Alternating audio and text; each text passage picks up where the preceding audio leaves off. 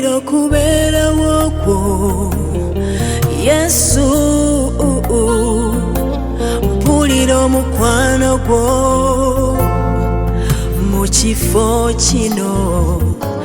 awali okubeerawo kwo waliwo eddembe okubeerawo kwo kukola enjawulo okubeerawo kwo kuwonya endwadde kusumulula bonna abasibwa bonna abajogebwa kusangula amaziga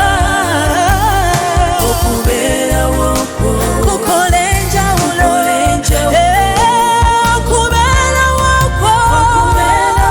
kwo kuwonya endwadde kusumulula bonna abasibwa